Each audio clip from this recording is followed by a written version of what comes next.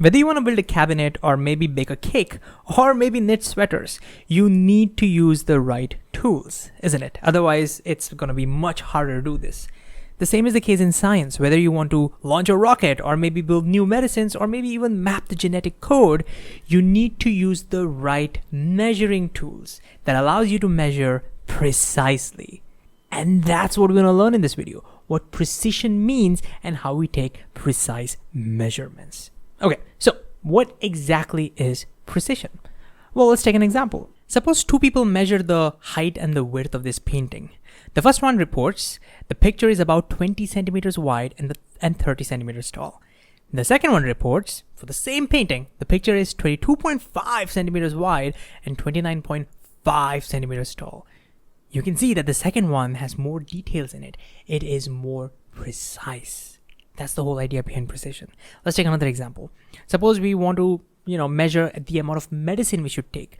The first measurement says we need about 10 milligrams of this medicine. Okay. The second one says we need 8.85 milligrams of this medicine. Ooh, again, we can feel the precision over here, right? This is a much more precise measurement because it has more details involved. So that's how you can think about precision. It's about how much details is present in a measurement. But of course, the big question is, how do you get a more precise measurement? Well, for that, we need to use the right tools. For example, suppose you want to measure your weight. A bathroom scale is precise enough for that. But can you use the same scale to measure the content of a medicine? No, the bathroom scale is not precise enough. You would need to use a much more sensitive weighing scale. Similarly, you might be able to use a ruler to measure, say, the height of a person, but you cannot use it to measure the width of a human hair, for example. You need something more precise. Similarly, you might be able to use a wall clock to time your cooking, but you cannot use it to time a 100-meter dash, for example. You need something more precise. So the first step in getting precise measurements is to use the correct tools. But once you have the correct tool, the second step is to use the tools correctly. You might say, well, come on, we know how to use measuring tools. But here's what I mean. Measuring tools all have some form of a scale. Let's stick to a ruler. These tick marks that you see over here, these are called gradations. Usually the major gradations are the ones that are marked and the minor ones are unmarked.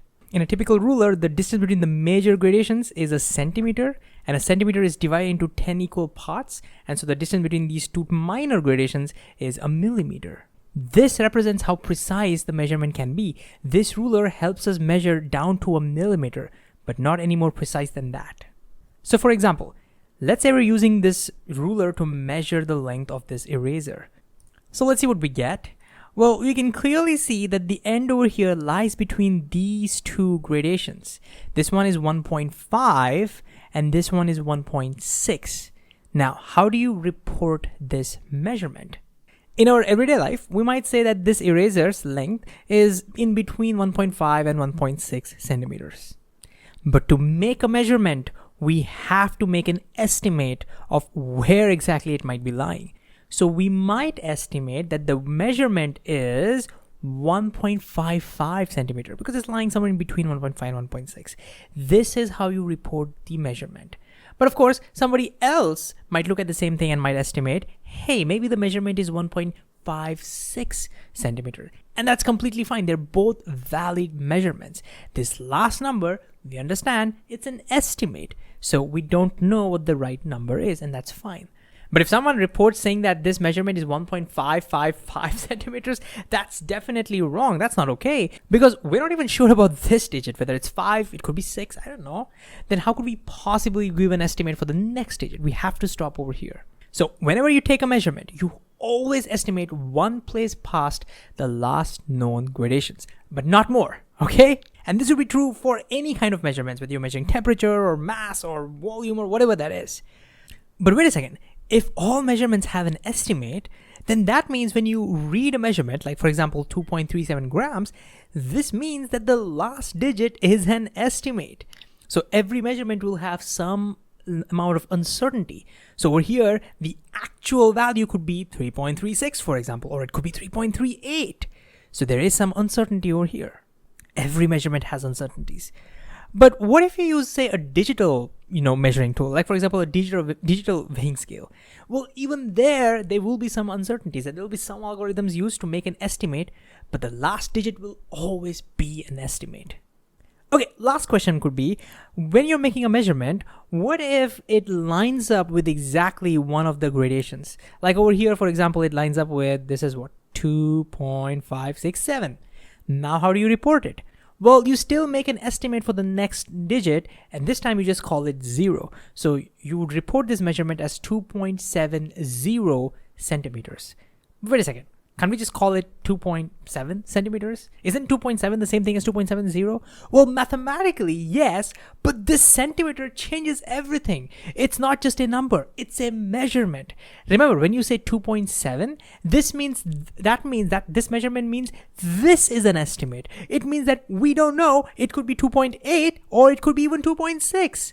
But when you put a 0 over here, you're saying, I have much more confidence in this number, this particular digit. It's this digit that's an estimate. So this 0 is significant. And that's why this is the correct way to report that measurement. So at the end of the day, precision is about uncertainties. If you have a less precise measurement like this, you have more uncertainty. In this measurement, this is the estimate. So the value can be 12.4 or it could be 12.2, for example. That's the uncertainty over here. But over here, it's this number that's the estimate. We have a lot more confidence in these numbers, so the uncertainty over here is much smaller, so it's much more precise. And that's why sensitive scales that give you more precision cost a lot more, because there's very tiny uncertainties over there. It's harder to build them. So, long story short, when you're making a measurement, always estimate one place past the last known gradation, but not more. Secondly, if the thing you're measuring falls on a particular gradation, estimate the next place as 0. For example, you can't just report this as 2.7 centimeters. That's not okay. The last digit is an estimate, so it represents an uncertainty. And finally, more precision means less uncertainty. This measurement is way more precise because it has very little uncertainty compared to this one.